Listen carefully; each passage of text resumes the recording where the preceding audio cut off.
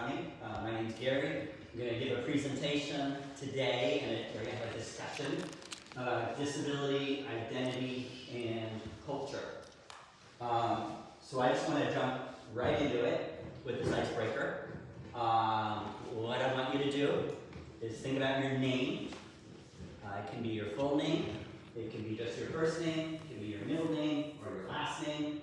And just think about your name for a minute and kind of think about it in the context of, is there a historical meaning behind your name? What does your name mean to you? And can you think of any way that your name has impacted your life experiences? So this can be a sharing, or this can be a not sharing. But it's just, this is about identity, and our names are kind of a significant piece of our identity. So I'll start again. For all of this stuff, we'll have the opportunity, to think about things like this today. But don't want to put anyone on the spot to share, but people can feel welcome to share. But I want to share. My name is Gary. My first name is Gary, G-A-R-Y. I have an aunt, and great aunt actually, my mother's aunt, whose name is Gary. And for most of my life, I believe my Aunt Gary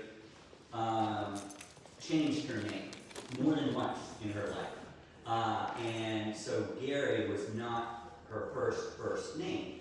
And for most of my life, I believe that I was born and named before she changed her name. But it was only after I got married and Katie came around that she got to the bottom of it, and I learned that that was not the case, that I was actually named after my Aunt Gary.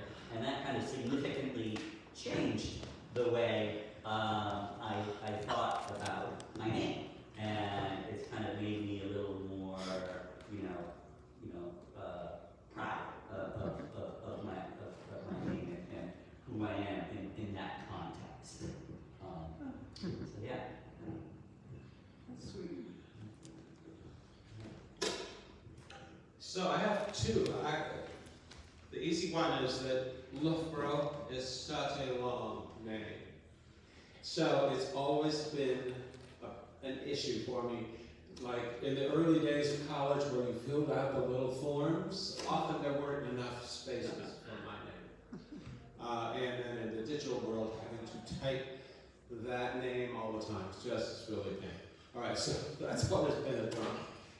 But David, on the other hand, I'm named for several Davids clear back to the Revolutionary War in our family, almost all of which were ministers. And so that gave me a real sense of destiny throughout my life. So my name is, given name is Sarah, for Sarah in the Bible. There are no other Sarahs in my family. But my grandmother put Sally on the baby cup and sent it to my parents. And so for my entire life I've had to explain why my name is Sarah, because everybody knows me as Sally first. Yeah. Me too. So my name is Deborah, and the name I was given at birth was Deborah Ann Moore. And the Deborah was from the Deborah in the Bible. My parents wanted me to, even feel judged. I don't think they wanted me to judge me, but be a good person. But there was a little old lady in the congregation of the Baptist church who did not like my initials, because it's spelled Dan. And thought that was a bad name to give a preacher's daughter. But my parents kept trying to explain to them that was a beaver dam. So all my life I looked for a man whose last name started with an N. I didn't find one, but he did not want me. So. That's a great idea. Yeah. It's not my name. One thing I was anybody else want to talk about their name?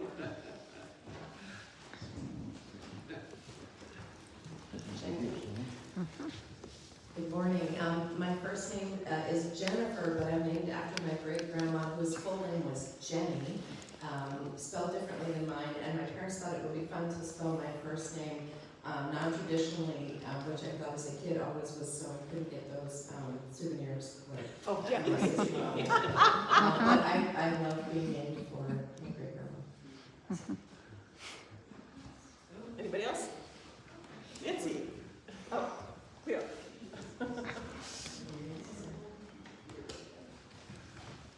So my middle name is Denise, so it's Cleo Denise, and it was Enixon. And the story is that my father did not like the name Denise. That's what they wanted to, my mom wanted to name me. So she stuck it in the middle and then called me Cleo Denise until that tells you something as much about my parents as it does about me. So until I was in 6th grade, I was Cleo Denise. And at 6th grade, I put a stop to that. Because I hated the double name. So I've been Cleo ever since, until I became a Hagen. So Enix and Hagen is still what I call myself now. Well, I guess it's my turn, I just came in. No one's required, no one has to do this. This is all voluntary. When I was born, or about to be born, my parents were wondering, what should we name him? And they were looking through the list of soldiers that were being sent off to World War II. And they saw the name Warren. I like that. And so they went with it.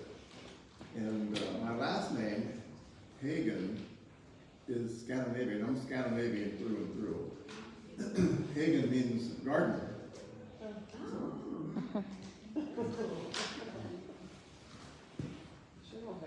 So I was named after my grandfather. I have a twin brother, and I was named after one grandfather, and whose name was Leslie also.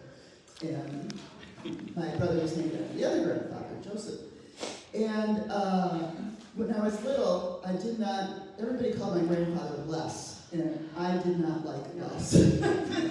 And I also didn't really like being the same name as him when I was little, so I told people my name was Leslie. But I didn't like the shortening of that either, so I spent a good portion of my life correcting people on the pronunciation of my name. Oh, and my last name is from a town in the Netherlands called Zutphen.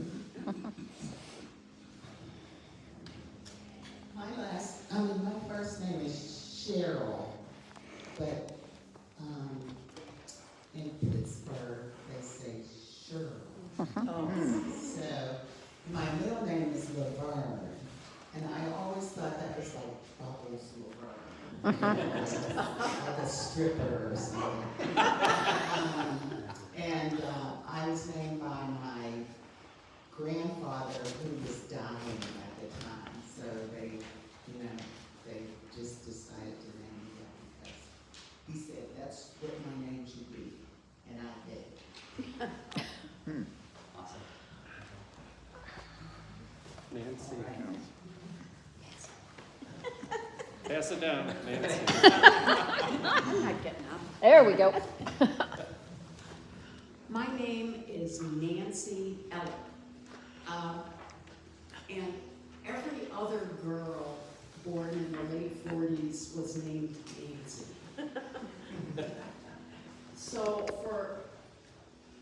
And on my block, there were 3 of us Nancys in the same grade. And so I was NJ, and there was NR and NC.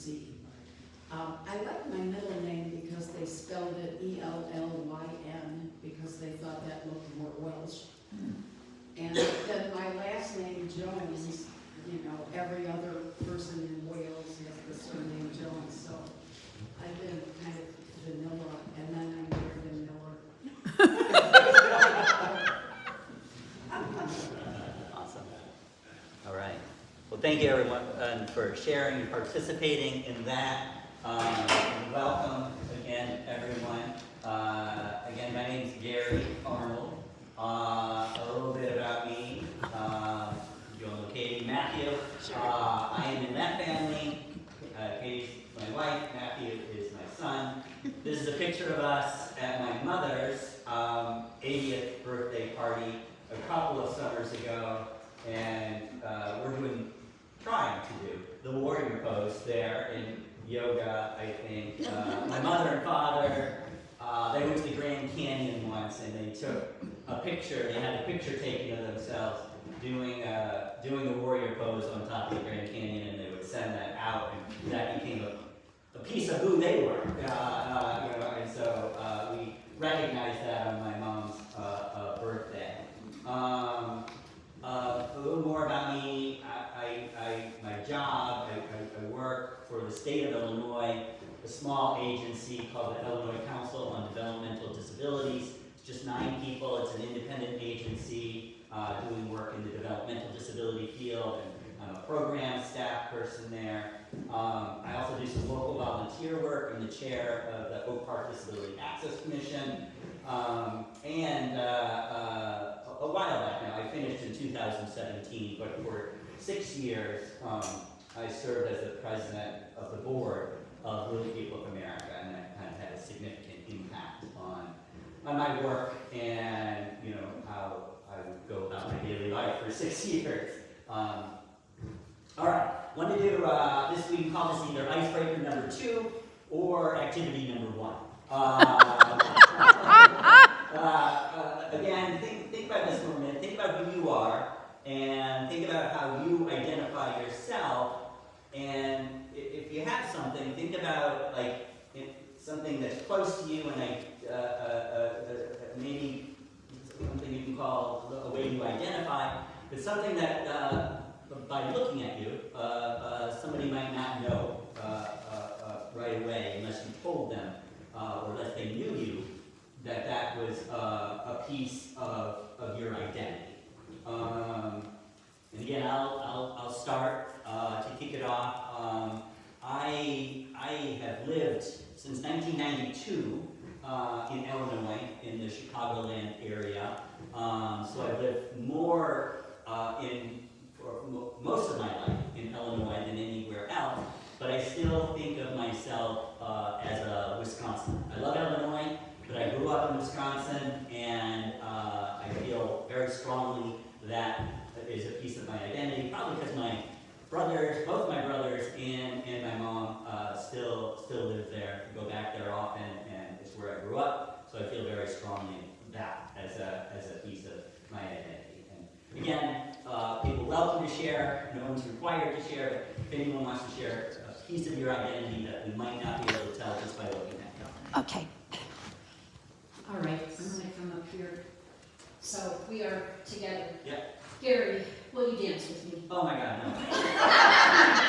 Now, which of your many friends do you think of as a dancer? Let's say not you. That's perfect. Okay, That's okay, perfect. okay. Because I think of myself as a dancer. Oh, yeah. And when we were at your 15th wedding anniversary party, Yeah. you had a friend there who was in a chair.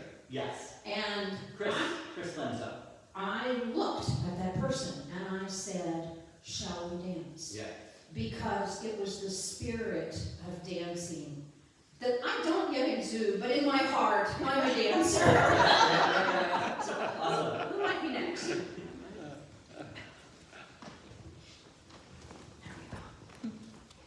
My name's Bobby, and for years, especially while Portia was younger, I was known as Portia's mom, especially here at church. And it just happened this week. I was at out for dinner, and someone came up to me and said, "Are you Portia's mom?" Yeah, still Portia's mom. Always will be. Always will be.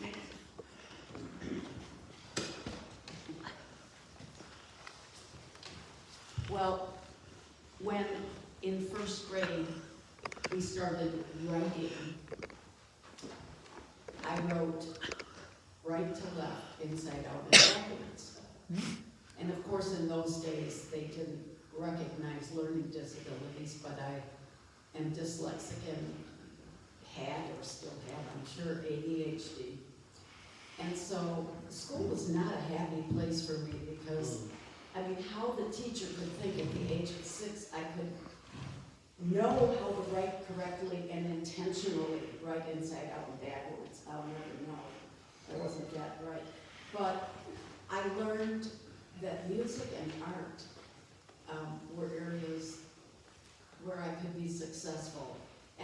really, until I was pretty well into high school, and learned how I needed to learn. I just thought of myself as somebody who did art and music, and that's it. This is Jeff, and a lot of people don't know. When I was a teenager or young, I used to sew, and I sewed a lot. And I made 2 of my 3 sisters' wedding dresses. Yeah, that's so cool. I didn't know that. Wow. All right, awesome. Wedding dresses. All right, so, sorry. Wait, okay. There we go. Mark, and I had trouble reading as a kid. I had to get a tutor to help me and everything. And, but, over time I overcame that. I've never been a real voracious reader, but I do read daily. But, anyway, we can overcome things. Tony? Which way are we going? Okay. Tony here, and honestly, math has never been my, expertise, because, certain times I think it's all fun, but most of the time, even as a kid, I just had trouble. And after it was home, it was apparently some part of my brain that doesn't really process math correctly, so most of the time. You're not in that boat alone. I'm a farmer's daughter, grew up in North Dakota, and my very first job was driving truck for harvest. Oh my gosh.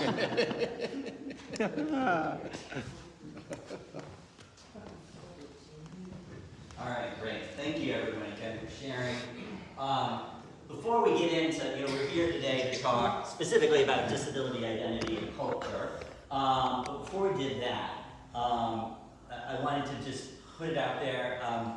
This summer, I went to a training program, and we were given some reading assignments ahead of time. And there were 2 books, and one of the books was required, and the other one was voluntary. And I read what I thought was the required reading, but then I learned it was the voluntary reading. And then so I crammed as much as I could to read the required reading before the training started. And then I got to the training, and we never even talked about it either.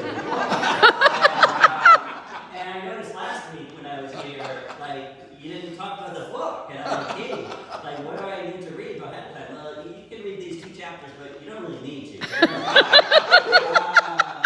So, I don't know, I get it, it's supposed to kind of set you up, give you a background, and you're not necessarily going to talk about it, but, if you're like me, you might be kind of like, why aren't we talking about the book? So, I just want to give it a moment to see if anyone had any comments or questions from the 2 chapters for this week, or anything that you might have read in the book and had comments about or questions about.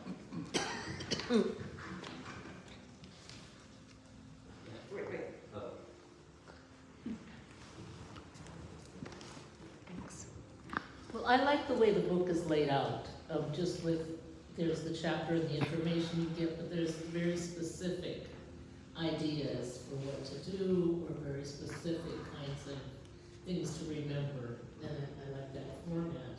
I don't even know what was for today, because I've just been reading. Yeah. But I just read the chapter on ableism, thinking that she started mentioning that last week. At any rate, I find it's pretty simple to read, and it's been some eye-opening. Yeah. This is part of it. Great,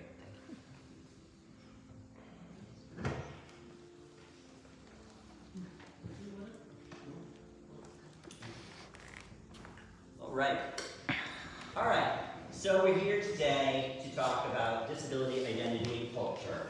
And this actually came up on artificial intelligence, evidently. I still haven't figured out really how to use that. Katie's pretty good at it, but this came up when if you do a search on the computer over the internet, this is one of the first things that comes up, an artificial intelligence overview about disability identity. And this really can apply, though, I think, across identities, but a person's sense of self as someone with a disability and their connection to the disability community. So we're going to talk a little bit about that and a process that, you know, through research and through experience that some people have kind of charted out about different stages that people with disabilities, whether that be an acquired disability or a disability you're born with, this process that people go through. And it starts with this acceptance status. That's the first stage of it. And that's the one we're going to really spend the most time on, is just kind of talking about that acceptance piece, because kind of once you get there, then everything else kind of flows a little bit, at least in terms of disability in my experience. So on the left on the slide, it's got a few bullet points, and these are some stages within the stage of the acceptance status stage. And it's again, this can apply to somebody who acquired their disability at some point in their life, or someone who was born with it. And it just talks about, in this stage, a person kind of accepts their disability, and not only that, but the people close to them begin to accept them also as a person with a disability. So I found this article titled, "What is Disability Identity Development and Why is that Important?" And really this article focused on when someone is young, and also I think this could apply to when they're older, but this really kind of focused on when someone's young and when they're going through school in particular. It can be very, very difficult to accept yourself as a person with a disability. Not just because of social pressure and other people trying to fit in, but also because of the existing systems. And in this case, what they're talking about is the educational system. So I have a couple of quotes here. It says, this first quote reads, "In one study of high school students labeled with learning disabilities or emotional behavioral disorders and autism, adolescents were found to be highly aware of the disability labels assigned to them and describe those labels in negative ways, as something that's wrong with them, and often as a label given to them by adults. And in response, students attempted to distance themselves from that disability label." So that kind of makes sense if you think about the educational system and think about the words that are used there, and just think about also just the idea of integration and inclusion. A lot of that's changing now, but oftentimes students with disabilities are separated from their peers. Sometimes that's out of necessity, because it's felt that that's the best way to provide the supports and services that might be needed as a result of their identified disabilities and as a result of their identified education plans. But nevertheless, it kind of creates this separation and makes people kind of feel different and not a part of the mainstream, which for many people, when you're young, that's very important. And so I'm going to continue with the quote first on the right. This is from the same article. It's talking about, this is in Canada, it's talking about in the Ontario education system, we have designations called categories of exceptionality that identify areas of, quote, need for the purpose of matching children and students with special education strategies. Both of these constructions of disability in education institutions are designed to ensure access to services, but do not necessarily support development of a positive understanding of human difference. So I think that was really interesting, is kind of looking at that difference between, you're trying to address the needs of the student, but in doing so, you're kind of creating this separation, which is critically, important. This idea of belonging and inclusivity is very important in our development. And the kind of the educational need and the system developed to meet that need is kind of at odds with that. So on the left, actually, I'm sorry, I should have read the left, because that's part of the quote that goes before. It says, disability is constructed in our educational institutions from a deficit or a medicalized position. For example, in early childhood, there's a focus on early identification and early intervention in order to change the developmental outcomes for young children and students. So here they're making the point that the educational system is kind of creating this separation and kind of using these terms that kind of create this kind of negative portrayal, negative image of disability. And I would argue, and I'm sure many others would make the case that kind of the healthcare industry is very similar in that example, where the language they use kind of creates this negative tone around disability, but they're doing so in an attempt in order to treat or support the disability. So I'm going to talk for a second. This is my mom. I picked this picture.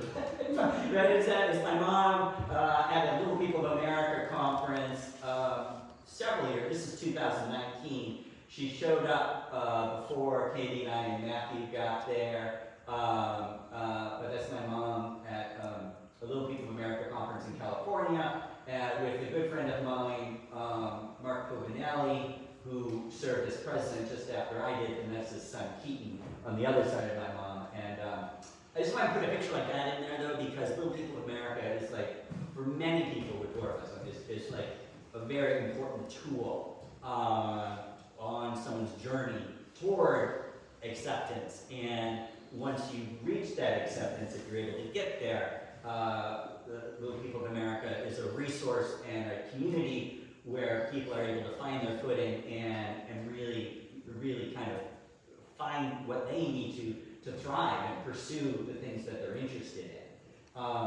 So I put that out. I wanted to talk about how this is this really important resource, but it was kind of a challenge to get there for me, and I believe it is for other people as well. I remember I talked about Wisconsin, growing up in Wisconsin, and my parents did a good job in many respects. Like, they were average stature, but they knew that Little People of America was going to be important.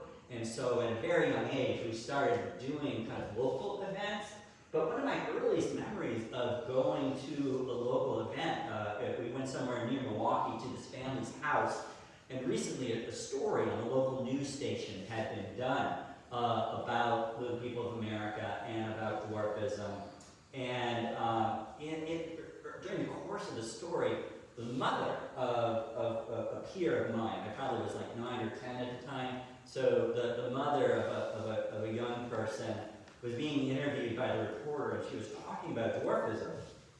And she used the word deformity, and which was a typical term. That we're talking early 80s right then, or maybe late 70s, and it was used fairly commonly. It's still used today to some extent.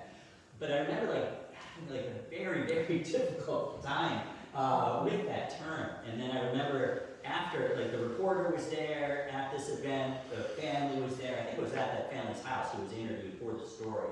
And I remember the reporter coming up to me and asking, what do you about the story? And I remember telling him, I have to use that word, because I was young, but I knew at that point, that is a really negative word. And so that's just kind of an example of what sometimes people are up against in that, kind of, you're trying to work towards this acceptance, but you've got these roadblocks in the way, and language oftentimes is a very significant roadblock.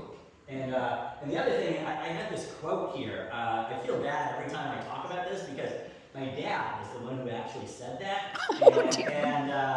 And like I said, they were really good. They wanted to get me involved. They wanted to get us as a family involved in Little People of America. But I overheard him talking one day to this group of people, and he said that I think some people use Little People of America as a crutch. And to to me, what that message that sent, it kind of reinforced this idea that I think is really a lot of people with, you know, who have this marginalized identity end up doing, you know, that you go through this phase where you try to fit in as much as possible, where you don't talk about your differences, you don't want people to be aware of your differences, you try to be like other people as much as you can. And for me, when I heard my dad say that, that made me think like, okay, I'm going to be a better person, I'm going to be better off, or the goal, what I had to be working toward is not using that organization as much as possible. Whatever I can do without Little People of America, that's going to make me a better person, and we just fall back on Little People of America if we can't, you know, make it, so to speak, in the average-sized typical world. And, you know, at some point when I became an adult, I began to talk to my dad about this, and you know, he explained it that it was out of context or justified in some way, and, you know, and I get it, and he was such a great dad and everything, but I still have a problem with the fact that he said this, because no matter the amount of justification, it never really explained it for me. I never could figure it out. And I don't want to say it set me back, but it definitely like made an impression on me. So that's just a little bit about, you know, sometimes, you know, not just for disability and dwarfism, a lot of, again, marginalized identities is you know, we go through this process of trying to accept ourselves in that identity, and there are these roadblocks in the way, and sometimes they're built into the systems that we depend on and that we really have no choice to be a part of, like the educational system and like the healthcare system. So now, this is the same article, but we're moving along a little bit towards, you know, we're getting older. We graduated high school, and these are people who have moved on to post-secondary college. So they talked about young people with disabilities in college, and talking about disability and services there. And this quote reads, many young adults continue to develop their own identities during their time at a college or university. And we see similar patterns of disability identity and disability stigma affecting college students' behavior and school experiences. And then the quote goes on the right-hand column. According to one study, students with disabilities often are reluctant to reach out for support from the campus disability services office because they want to avoid the stigma of being labeled as a student who needed accommodations because of their disability. So again, you know, students, you know, today, to the credit of, you know, things like the Americans with Disabilities Act and civil rights protections for people with disabilities, most campuses, actually I have no idea, maybe all of them, we're all required to have disability service offices, and those service offices are supposed to work with students in order to provide accommodations. But this article is making the point that it's still kind of difficult because of existing stigma for people to reach out and ask for them because of the fear of being labeled as different. I went to school before, while I was at school, actually, the Americans with Disabilities Act was passed. That was in 1990, but there, by no means, I don't know when my campus opened its first disability services office. It definitely wasn't when I was there. But I was aware, at that point in time, I was becoming aware of not just my identity as a person with dwarfism, but the idea of disability and needs and accommodations and things like this. And there was like one disability accommodation that I wanted to ask for. And that was just simply stools to be at different places around the campus. And I have vivid memory of like, you know, I was a sophomore, so I still had 2 years to go on campus at least. And talking to a close friend of mine, like thinking, you know, I think I really want to go and ask for this, you know, because the cafeteria in particular, I remember was an issue. I always had to ask for help at the salad bar or the food bar because all the bowls and stuff were You know how some cell bars are stacked up over? You know, I couldn't reach them, so I always had to ask for help. And it would have been so simple, you know, to either like lower them, put some bowls and plates in a different area, or to get a stool or something like that. But I never ever did it, you know, and I'm pretty sure it had something to do with what it said on the previous slide, you know. Like, I obviously knew I was different, I knew everyone saw me as different, but there was still, you know, this lingering, I shouldn't say lingering, because it's something that never goes away, like, you know, just wanting to fit in as much as possible, and kind of, you know, this would be something that would kind of underscore the fact that I was different than most other people. So I always think about that when I think about accommodations on campus. Like, the good news is though, I went to a small school in Beloit called Beloit College, or in Wisconsin called Beloit College, the city that's right on the Wisconsin-Illinois border. And I've recently been doing some work with Beloit, and in that work, I was on a call a couple of weeks ago where there were students with disabilities who are currently there. There are, you know, students around my age and older than me who have graduated, and you're talking about developing a program there. And one thing I learned from an existing student is that 27%, so that's even higher than the typical percentage that's usually used of people with disabilities in the country or in the world. Usually they say around 20–25% of the population is disabled. This person said 27% of the campus population submitted requests for accommodations. And they have this whole process where it's done at the beginning of the year. So I thought that was pretty impressive, where you know, I definitely get the idea talking to these students that Beloit still, you know, has deficits. There's ground that needs to be covered in terms of inclusivity on campus, but like the fact that like they have an environment where 27% of the student body feels comfortable to request accommodations, that was pretty impressive, I thought. And it was far from where I was, you know, 30 years ago.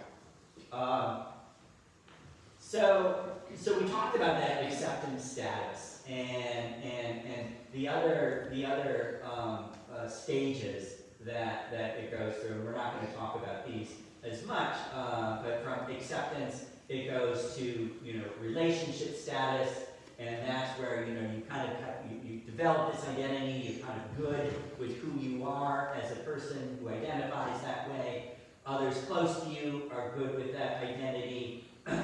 So then you start, you know, becoming engaged in communities. And in this case, in my case, that would have been like with Little People of America. You know, getting more involved with that group, being around other people with dwarfism, feeling comfortable with that. And that also would have been, you know, for me, starting to work in the disability field, being comfortable around other people with disabilities. So you start to engage with other people who have a similar identity, and you're learning about that community. And then when you move from there into the adoption status, and that's where, you know, you become a part of the community. You're learning about the community. You're learning about others in the community, and then you start to adopt the values of that community. And then finally, you get into the engagement status, where you're adopting those values, but then you get really involved in that community, and then others then who maybe are earlier along than you are at that point start to look at you, and, you know, whether you do this intentionally or not, you know, you're kind of seen as a role model for others, and you help others along in that process, and you start to really give back and work with the community. So just really quickly, I want to talk about like my kind of examples of me going through that process, where I talked about, you know, that acceptance status a little bit, and I think for me, I feel like, you know, where I finally became, you know, kind of somewhat comfortable with it, identifying that way, was at college, and a big part of that had to do with, you know, I went to this, you know, small campus, maybe 1,000 students, maybe a little bit more at some times, but pretty progressive campus, and so people would pursue these issues that were considered progressive, and a big part of that was kind of recognizing marginalized communities, and so that was at a time when campuses, I'm sure they had been at that point, but things like LGBTQ movements became, and they began developing groups to support that community, diversity in terms of cultural, ethnic diversity, race diversity became a significant issue. We started looking at the curriculum on the campus, and groups started to develop advocacy groups to create a more inclusive curriculum on campus.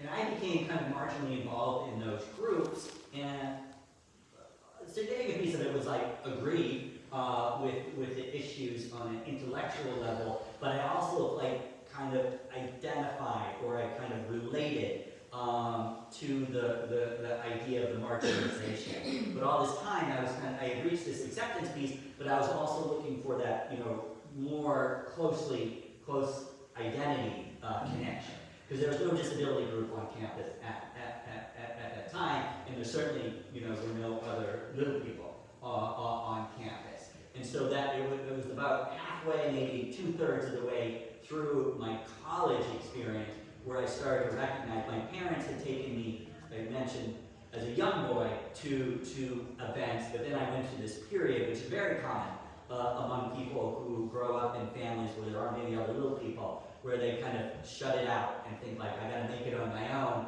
but then there comes a point where you realize like, this is something I really need. So I started going back to Little People of America events, when I was 19, 20, 21 years old as a young adult. And that really helped me go to that next stage of kind of relating to others with identity that I had begun to identify with. And then the adoption status, I think of, as when I first started working on my first disability organization, and that was with a group called Access Living. And I might have just created this memory in my head, but I have this memory in my mind of like going out to lunch with my first boss at Access Living. And I think we've talked about, in previous discussions here, the medical model and the social model. Have we talked about that before? Yep. Okay. That I never really heard that before. And over lunch, my boss explained to me, she was talking about the barriers we face, the issues we have to navigate aren't because of our disability, they're because of a world that's not built for disability. And just that simple idea of reversing the lens through which I looked at it helped me reverse the lens through which I looked at myself also. And it gave me what I needed to really kind of move myself along in that identity piece. And then it helped also then that I was working full time, doing disability work. I worked, my first boss was the executive director of the organization, and she was active not just locally but nationally and internationally. So I was able to learn so much very quickly about what was happening in disability, and learn about disability issues, and learn disability philosophy as well, which helped me along on that process also. And it gave me what I needed, and it gave me confidence, and it helped me feel very good about myself, to the point where I was then able to move into that final phase of that engagement status, where I started getting involved volunteering. I started getting active in Little People of America. I started by writing articles for their magazine. Then I was invited by the PR, Public Relations Director for Little People of America, to help him with PR at a national conference. He ended up resigning from the board just before that conference. So there was a position open. I got appointed to that position. I served 5 years there, and then no one else wanted to be president. And this is for me. I'm ready to go. So that's a little bit about my journey, and you know, right, 1 second, just one more point. You know, this article makes this point, and you'll see this other places also, but I want to make the point, like, for all of us, you know, identification, however we identify, it's not like this linear journey. You know, something will happen to me where I'll have a setback, and it happens to everyone. And I wanted to put this up here. This is a friend of mine who doesn't live in the Chicago area anymore. He moved out west to start teaching at a university. And by no means I'm just kind of reading into this, what I'm about to say, and I have no idea what he's actually thinking. But I found this very interesting. This is someone with a disability who's teaching at a college. And he wrote on his Facebook page, I spend out-of-pocket money on a reader so that I can accomplish grading student material and preparing material for classes in a timely manner. I don't know who I would ask about this being compensated, and I am honestly uncomfortable with doing so. Any ideas? Like, I thought this was just fascinating, because this is someone who's been working in the disability field for decades. We're at a point where we're we're almost 25 years past the Americans with Disabilities Act. So many campuses have these disability services offices, and this is a simple accommodation, you know, that he could ask for. But yet, we still are dealing with that stigma and these, you know, this idea we want to fit in, we don't want to stand out. And again, I don't know like what's motivating him, but the fact that he's saying he's uncomfortable asking, it just reminds me so much of like when I was young. And I thought I should ask for this accommodation. I knew I could, I knew I would get it, but yet I am still uncomfortable about asking for it. So I thought that's a good way of showing where like it ebbs and flows. You know, we move along, we have this journey, we think we're in a good spot, but sometimes, you know, we take steps backwards, or sometimes, you know, we just find ourselves, you know, back at the stage where we're navigating the acceptance piece of it. So, yeah, sorry. I do have a question, but I wanted to, I just wanted to say that here at Pilgrim, sharing that kind of board background is the kind of thing that gets you on the radar for council and stuff like that. Now that we know that. My question is your thoughts about the adoption stage, the kind of aligning with shared values of the group. There are any number of smaller cultures, including mine, including yours, that I think are very much more varied than people view us as in terms of philosophies, but we're very, very good at aligning around shared goals where we want to move the needle. But that adoption status is also being weaponized toward many of us. I think when the overall system feels threatened enough about the change, that it's that becomes a point of tension. Yeah. I'm curious what your experience or views has been in the community that you're in. Yeah, that's challenging. I hear what you're saying, but it's difficult to think of specific examples. But I don't know if this answers the question, but something that's coming to mind right now is like in the state of Illinois.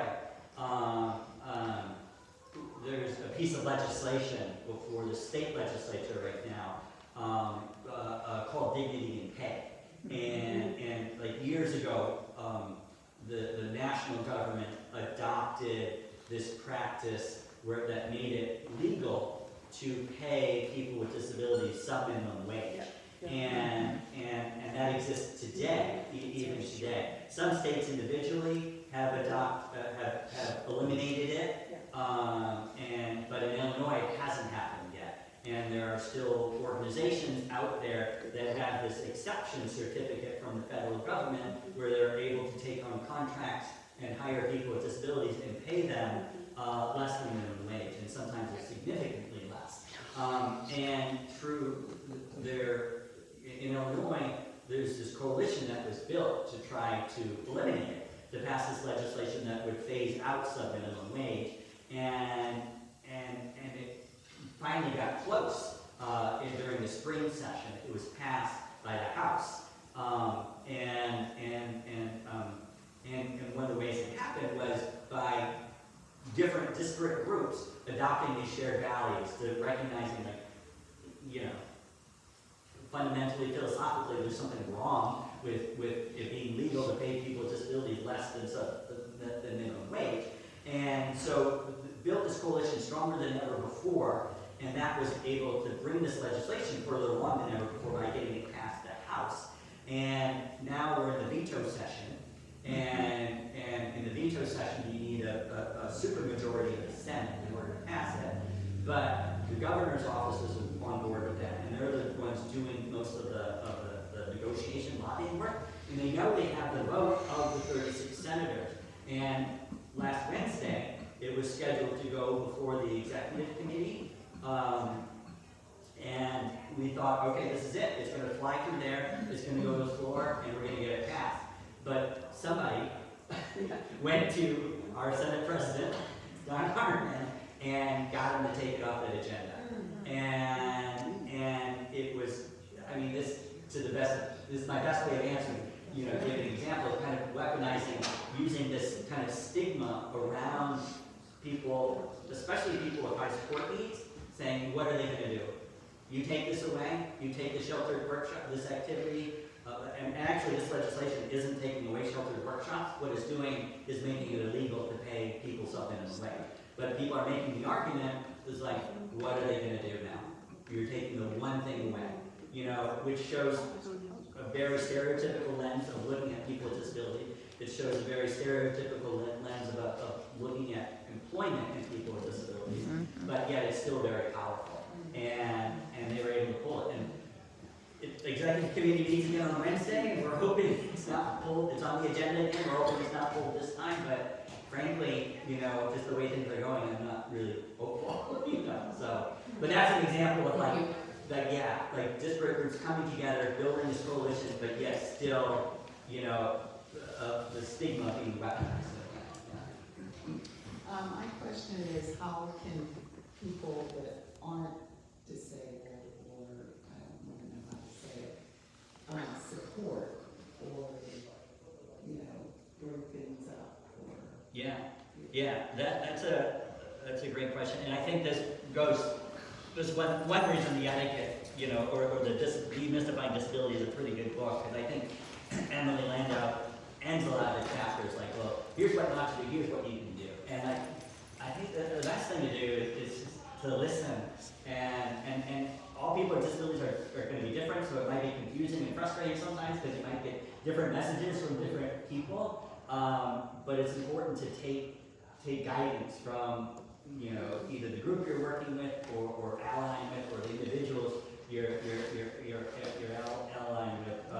You know, Leslie, just before we started today, brought up this example of, you know, being out and about, you know, with people and with disabilities, and sometimes, you know, the person with disability being ignored, and you know, like if I'm out for Katie's happened where, you know, people will talk to Katie but not to me, even try to find out information from me through Katie, and you know, is always just defer to the person. If you're ever in a situation like that, let that person talk, and even if you're not in a situation like that, always like, you know, never assume, find out what their approach is, what the group wants, and just try to the best you can support that and grow with that, and look for ways, you know, how your agenda might overlap with theirs as well. So yeah, it's not easy because I think you are going to get mixed messages sometimes, but just do the best you can. It's just listen and let other people speak. We could also write Don Arnold this week. Yes. What's the number of the bill? Actually, the best, for committee meetings, there are these things called witness slips. Yes. And what I can do is I can send it to Debbie. I can send, there's a link to a witness slip. If you can file a witness slip in support that will go for the committee, that'd be a great thing. Yeah. Well, we certainly thank you very much Oh. for your. Yay! Woohoo!